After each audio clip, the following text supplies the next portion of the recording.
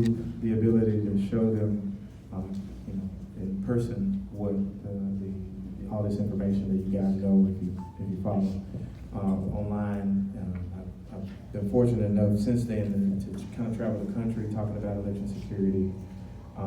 I've been paired with a lot of PhDs who have, for a number of years, been talking about the vulnerability in election security.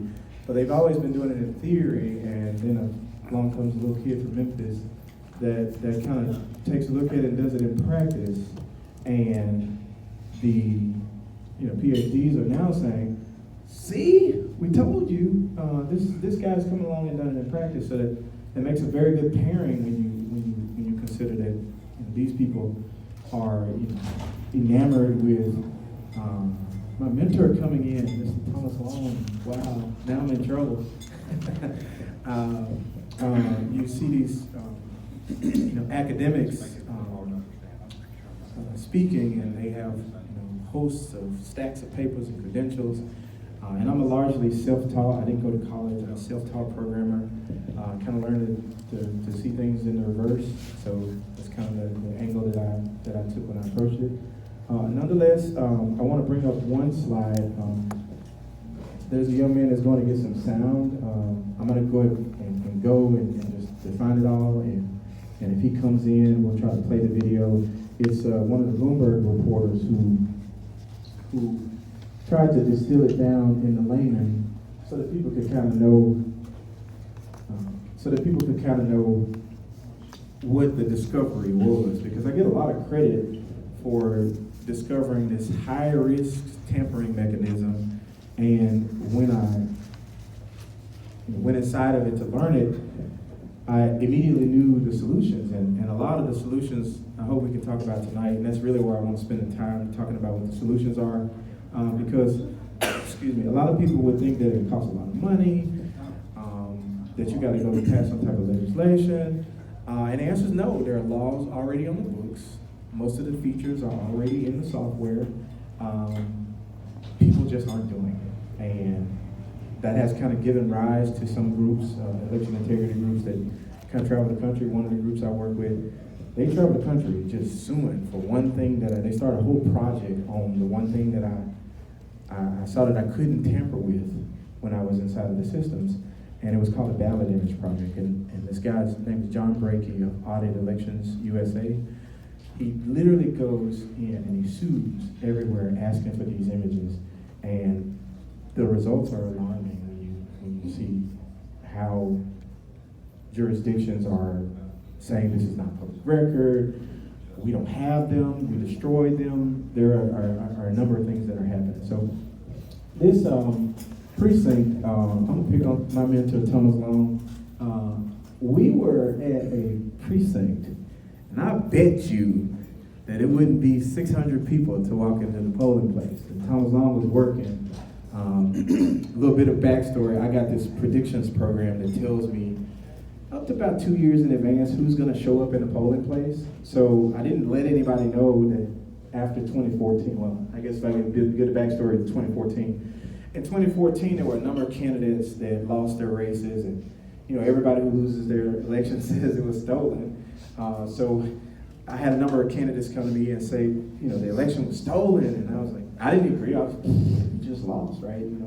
Get over it. My every day gig and prediction and software turnout is, you have to touch the people, you got to get in front of them, and they're going to decide your fate, and you may not like the outcome. Nonetheless, those people, said that they felt that their elections had been stolen. So the least that I could do was agree, because I was a technical guy. I agree with them, and I said, I'll look at the system. Somebody just give me access to the system. I'll look at it, and I'll take a look at it. So I started way off in the no column, thinking that you can't tamper with elections. It's too complex. It's not connected. There are 3,000 jurisdictions. How can you do something systematically? I don't believe that anymore. I looked at the systems, and in 2015, I was conducting the latter half of my study. And I will preface to say, this is not the presence of what I found, but it was something that came out of it when I was doing my study. So I was looking at how votes could start in one place and how they originated in one place and changed once they got to the central tabulator. So that's the premise that I did. You know, if the receipt is the place where you make the transaction, then whatever you had on the receipt should get sent to some central place, and that should get tabulated, and that total should be the same thing that you got in the place. So I take, shout out to BlackBerry, I take a picture with my BlackBerry phone because I got this bet with Thomas, and I bet, what is it, 10 candy bars? He didn't give me my 10 candy bars, but I bet him 10 candy bars. He was giving out, food to all the workers, and it was election night, it was over with, so he wasn't gonna use the candy anyway. So I bet him the 10 candy bars that it wouldn't reach 600 people, looking at my predictions program. But as a part of my study, I'm saying if there's anything bad that can happen, it's gonna be in one of these dense areas, right? So 7701, Black Democrats kind of know this precinct. This is one of the places where you're gonna plant the flag at. That's the reason why he was there. His son was on the ballot. So there's going to be a lot of votes that's going to come inside of that precinct. I take the picture at the end of the night. It's literally the closest receipt that you can get to the totals. I snap it. It's 548 people that voted in this race. 2 people skipped, so 546 people that voted in this race. Then when they certified the results, about 2 or 3 days later, the same precinct, if you guys look at it, it went from 548 to 330. All right. So over the course of tabulation, you can unring it when you see it.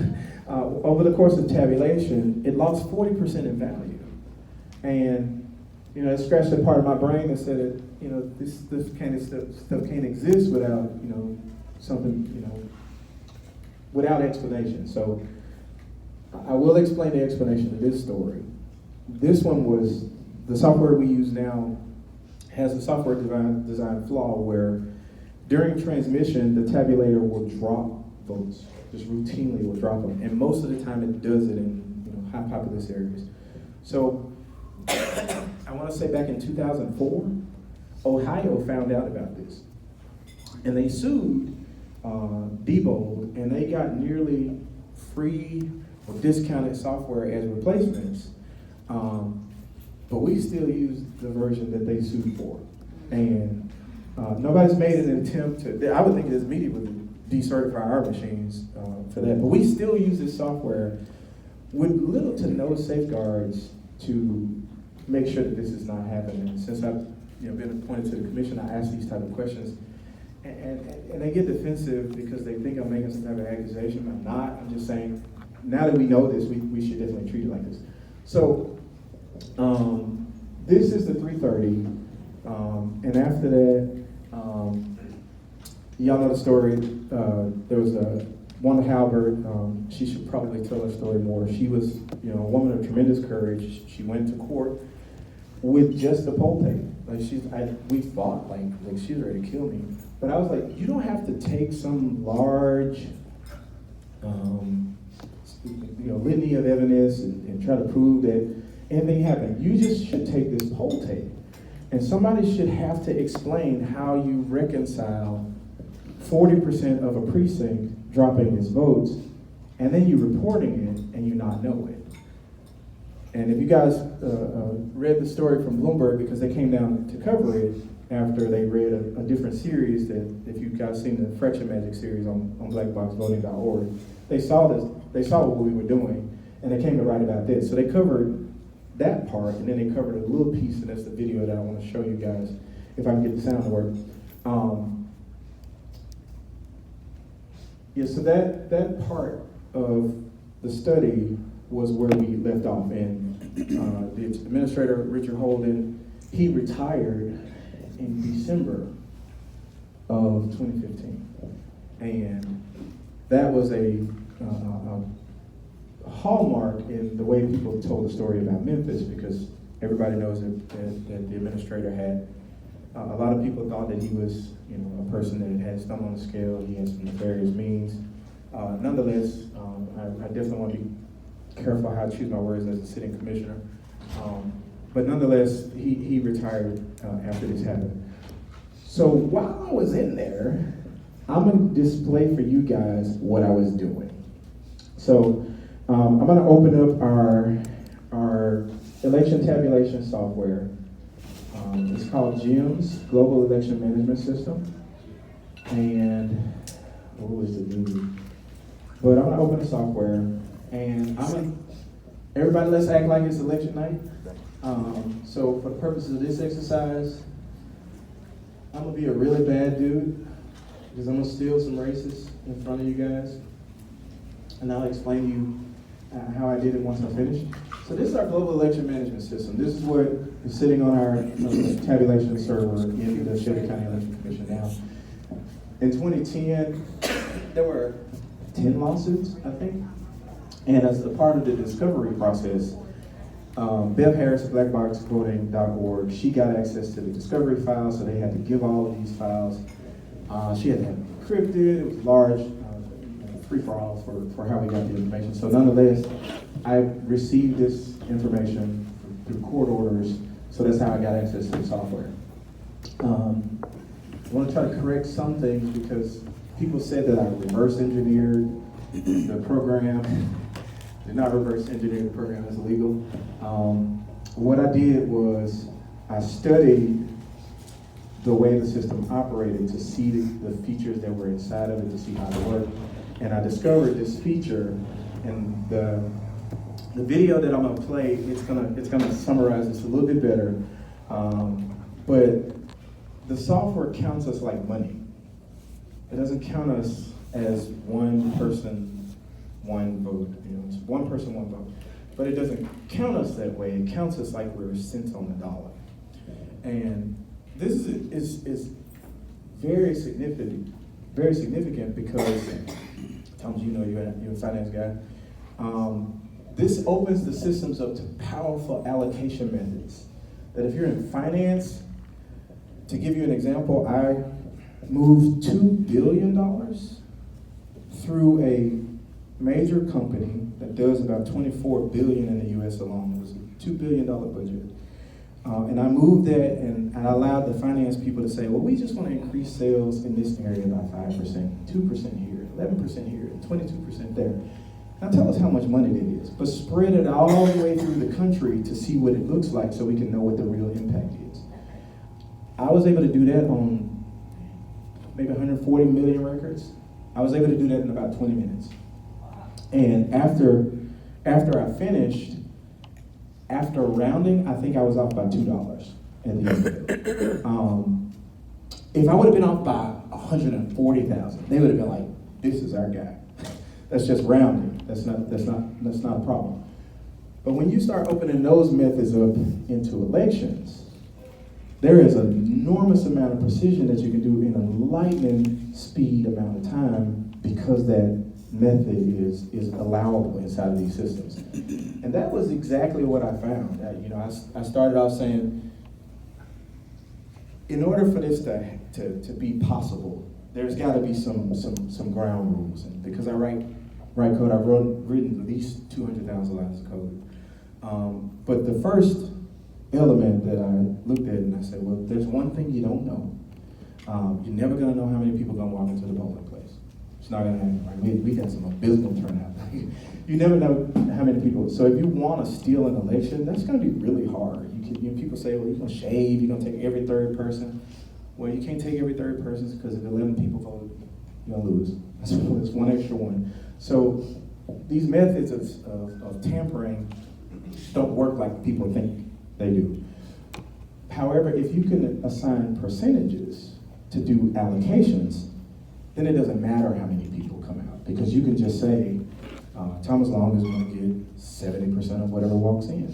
So the trick is, if 10 people walk into the polling place, how many votes is Thomas going to get? He's going to get 7 because it's going to multiply the number 10 by 0.7 and allocate him 7 votes. What if 9 people come in? Oops. You can't do it, right? It's 6.3. So you have to be able to deal with that decimal precision.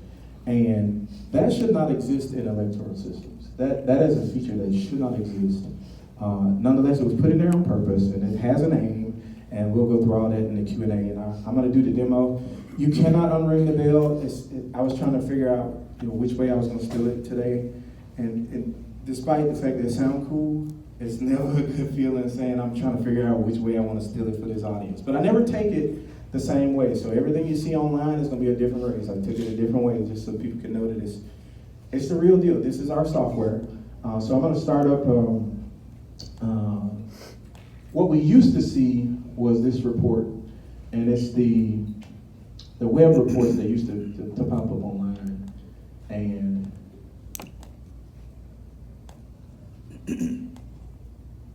basically, when the returns start coming in, you see this little scrolling thing. So, if you guys can see, I'm gonna zoom in. Bill Haslam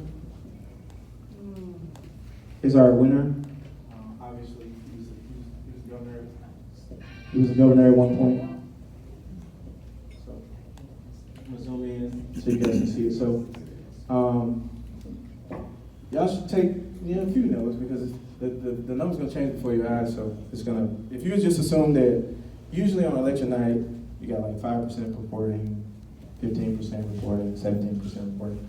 So this is on completed numbers. But if I can do it one time, what are the odds I can keep doing it? So I can't do it based on numbers coming in. Nonetheless, this is on ended results. So Bill Haslam has 38,000. Zach Wamp has 22,000. Ron Ramsey is in third place. I don't remember who I assigned the winner to be because I kind of did it on my way here. But I think Joe Kirkpatrick is going to be the winner when I finish. Bill Haslam ain't going to be the winner. He's going to be in like third place. And I think I may make Zach Wamp. It's either Zach, I don't know. One of them guys is going to win. And it ain't going to be the same hierarchy you see.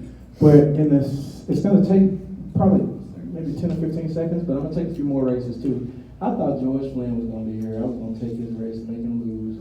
He was here last time. Y'all make sure y'all tell him I got him this time though. So George Flynn, I'm going to take that race too. It's not very many votes, so it's peanuts. He's going to go somewhere at the bottom and somebody's going to come up. When you see red, it's not the Republican, it's just the person that the system put as the winner. And when it's black, you don't even get no percentage. They don't even include you in the percentage. So I'm gonna change what that is. I'm gonna also take District 9. I can't take District 7 because she ain't running against nobody. But I'm gonna take District 9. So Charlotte Bergman ain't gonna win. Whoever somebody gonna win, but it ain't gonna be her. I don't remember who. I think Jim Harrell is who I set it for. And I may open up the allocation table to show you guys. So I'm gonna go to the next page. There ain't nobody on this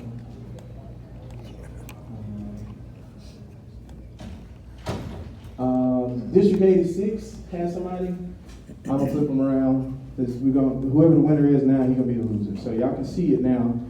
Just bookmark it in your head. You see totals. I'm gonna bring everything up, and I'm gonna show you what else we see on election night.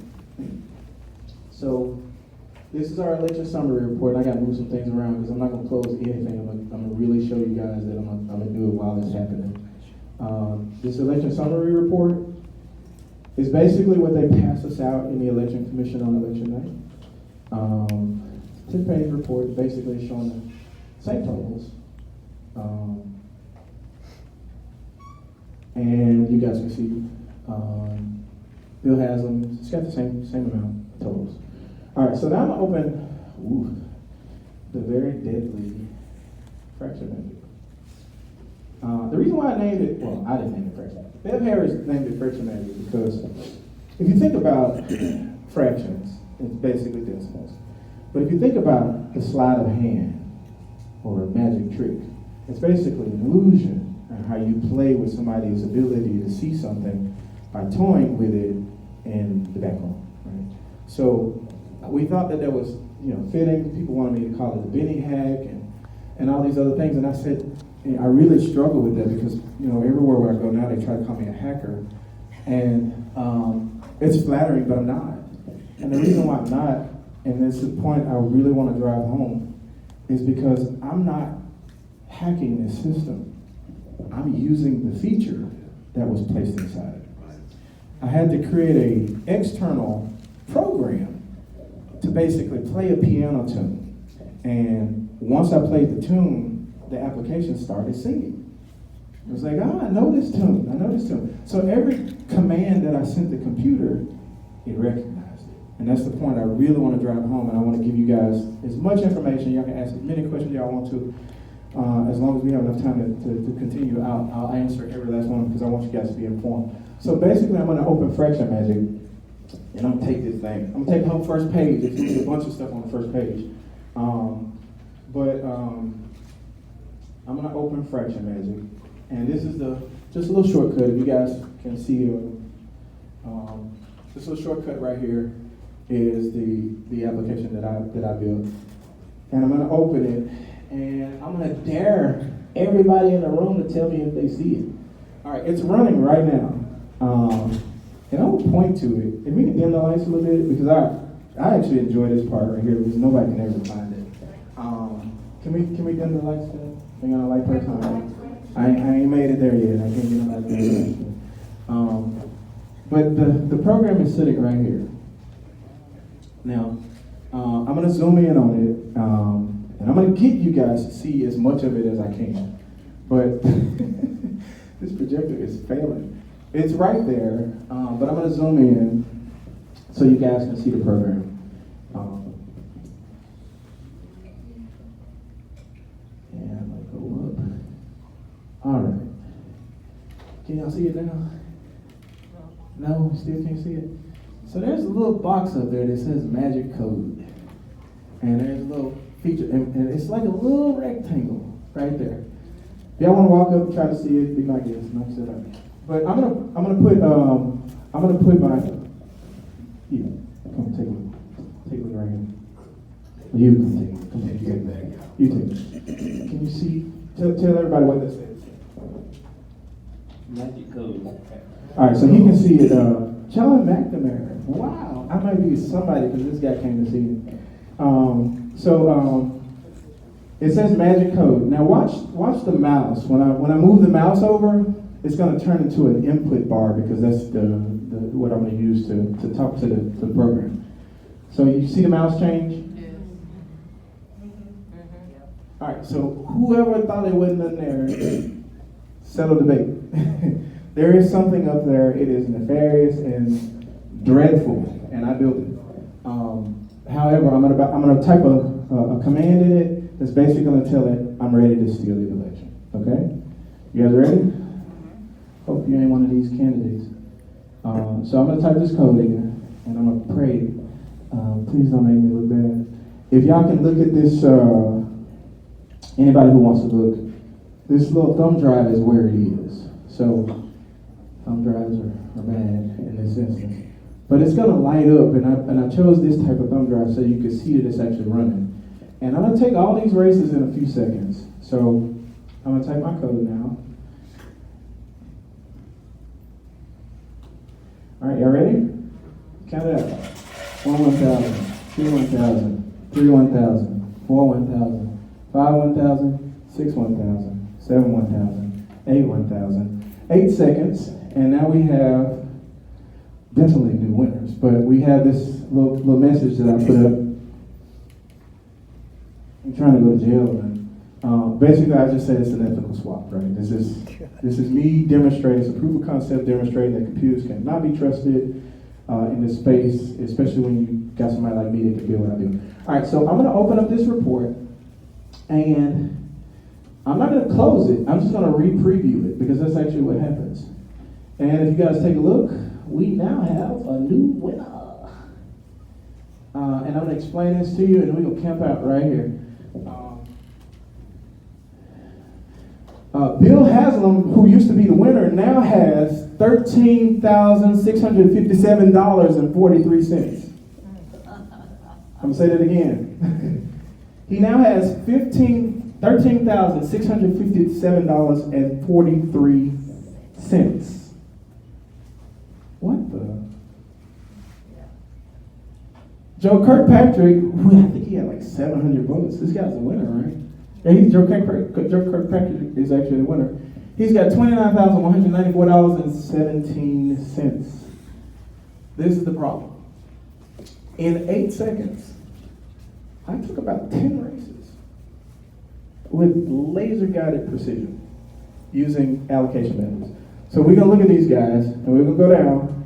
Y'all can say y'all oohs, I know it. Let's go look at the next race that we looked at, because I took a few. The next race was George. I tell you I was gonna get George. George, you're a loser now, man. All right, so George loses now, and Stephen Lee Fincher has $1,667.27. I'm gonna trip up over this. You guys seeing it, right? So I'm gonna show you a couple more, and then we're gonna go to the other thing, because I'm gonna drive the point home for this, right? Charlotte Bergman, who was our winner, is now a loser. To Kevin Millen, who now has $10,000. Right, y'all see that one? And there are a number of other races that I took. But consider this. I did it in 8 seconds. I did it in 8 seconds. And I'm gonna show you everywhere I did it, because I didn't just do it there. So if we go back to the other report, this probably has refreshed by now. So if I just go back to the first page and go back up to the top, Joe Kirkpatrick is now the winner, but now he has 29,194 votes. What happened to the cents? What happened to the cents? The default mechanism is to round off the totals. Oh, that's wow. I like it when I hear people say that. That's when you get it. The default setting is to round off the totals. Now in the other reports, I told the computer, hey, Daddy wants to see the totals in dollar form. And when I played that tune, the application said, well, he wants to see it that way. So it showed it to me that way. And I'm going to take you guys inside the program and show you why it recognized what I was saying. And I'll give you the term that we'll use from now on when we talk about these types of races. If we look at Stephen Lee Fincher, he's got 667. All right, so there's another layer at this report, and this is where it's significant, because when I was studying it, the application has, finance people say 2 sets of books, one you get to the IRS and one you count what you actually got. So the application is kind of built with 2 sets of books. And that second set of book is a nut that cracks, so that's the one that I was struggling on. So I was like, let me go take a picture of the poll tape so I can see what that looks like. So I'm gonna open that one, because it's about almost 2,000 pages. But I nailed that one too, so I'm going to close out of this and zoom out. And there's another report, and it's called a Statement of Votes Cast. That's the most important report, because that's your precinct level totals. This is showing you what the receipts that you would have taken pictures of would have had on there. So I'm going to open this one up. It's 1,872 pages. And I'm going to go and find the first race. And I'm going to zoom in.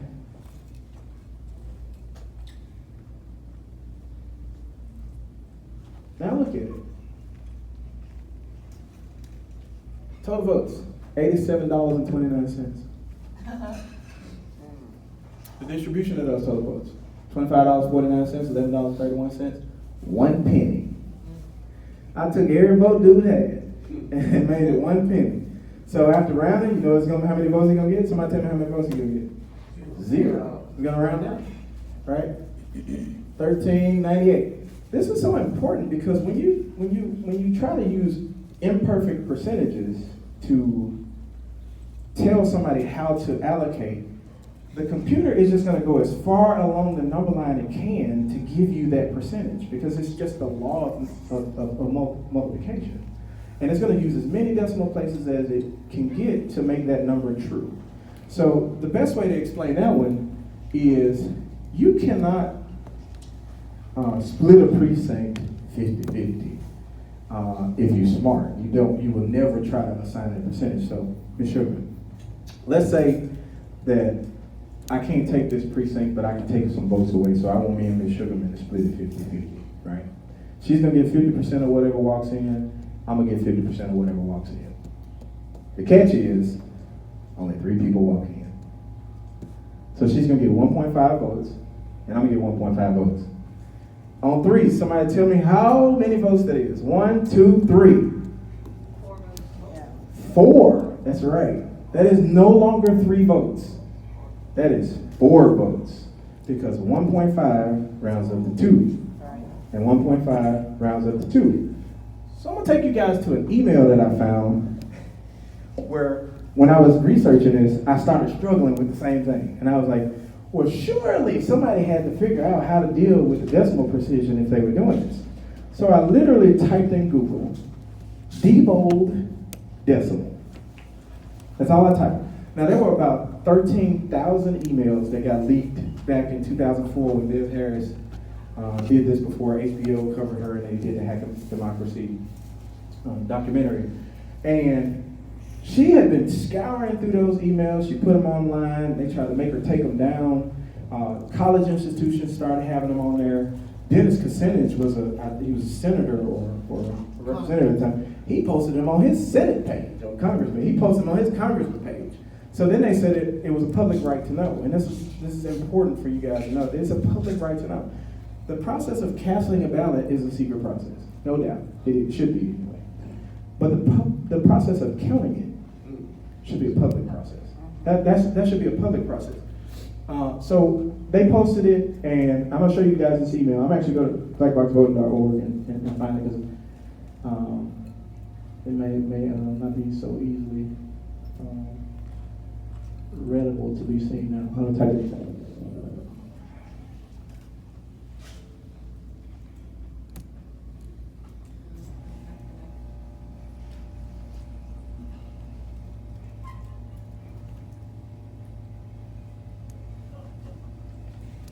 So we'll go to part 2. Aptly named, right? Bigger, deeper, worse. So inside of this is where we chronicle the story, and this is where Bloomberg got the story from. And they sought to humanize it a different way. And it's basically all the stuff that I did. All right, so the email is from 2001, and it says, weighted, God, that's the way to name it. Weighted races, right? Weight, where you give more weight to something than the other one. That's basically the head start. I know I'm gonna beat you because I gave myself a head start. It says weighted summary report, candidate totals with 2 decimal places. 2 decimal places. The race total truncates down to the whole value. It needs to also display the fraction. Now, I'd already named it fraction measure before I saw this book. So Ken Clark was one of the people in the big wig of the chain. So he replies, and quick follow-up on this, the decimal places displayed for each candidate is 3, not 2. The number of decimal places for the total candidates is 2, however. The observant will note the percentages as shown in the client work like this way as all. And it's basically saying that they rounded up, right? That's what he's saying. Now, the reason it works like this is for esoteric statistical reasons. Dang! He just put it on out there, right? Esoteric statistical reasons. 12.23 might actually be 12.234, and 12.24 might actually be 12.237, which is basically the example that I was just giving you. It ain't gonna round up right. You're gonna end up with more votes than voters. Have we ever heard any scenarios where they said they had more votes than voters? Or less votes than people actually cast? And this is anecdotal what you will see. Now, I can't say that that's what's actually happening, but hey, you know. So when you sum a list of floating point numbers, the sum has 1 less decimal than the place of the significance of the elements. Or trust me. No. You don't want to go through all that, right? So this guy was one of the people that were telling the developers how to develop this software. There are many more emails, but this guy was developing this software. So I want to open it up now so that people can really understand fraction measure. I'm going to open up the back end and show you the kind of bloodbath that ensued when I was doing this. But if I open up this database and candidates that I was playing around with, let me close this. But let me do one more thing, right? So, because I said it. So take a look at this. So this thing says, hey, what kind of race were you running for governor?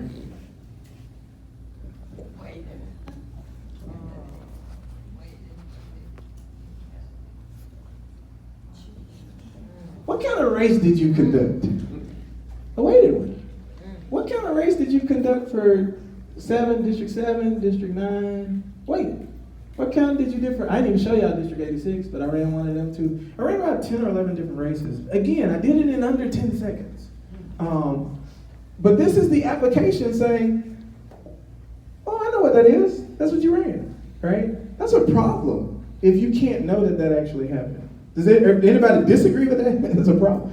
So it's a largely documented feature. They put it in the release notes. However, to try to get what actually works is very cryptic. I went from the number 1 to 1,000 before I believed that I was done looking at it. The option to set it as a weighted race is the option number 10. But I'm a thorough guy, so I kept on going until I got to 1,000. So I'm gonna close the application. But I just want y'all to see that it knows what it is. So that's the weighted feature that's inside of it. Let me close.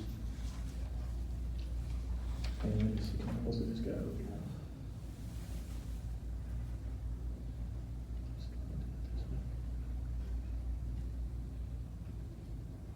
All right. So in this candidate counter table where the totals are, candidate counter. Look at that. Whoa. That's what I was doing to the total votes. I was saying you're gonna get 52.0648923 of whatever number it was. It saw the number, it multiplied it, it gave candidate number 1, 2, 3, 4, 5 is all of the 5 candidates that was in that first race. It was like Zach Wump and all this. So everybody got their piece. I think the winner is gonna be this guy with 49 because he got the most. 47 is close. So 47 is the guy that got the most. So that's going to be whoever the winner was. And it did those allocations with unerring precision. And it did it very fast. And those are allocation methods that I'm describing. So any questions about fraction magic? Because I want you guys to, you should definitely go to blackboxvoting.org and look at the series. Because it does, highlight some alarming stuff about Shelby County. Nonetheless, this feature was not what I found potentially. Well, I can't say it. So this feature was what I learned about when I was in Shelby County, and since then, like I said, I get to travel the country, and I bring one up. So I work with this group, SmartElections.us, and I'll bring it up.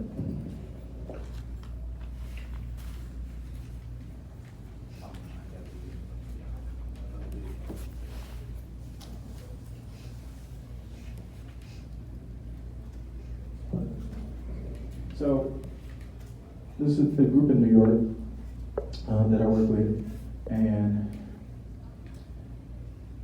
they have started taking aim at these new machines because they're really hackable. And I'm going to bring up another point when I talk about this, but I'm going to go to the About Us section. So in the About Us section, there's this technical evaluation, right? That consists of Duncan Buell, PhD, computer science professor. Rich DeMillo, distinguished professor of computing at Georgia Tech.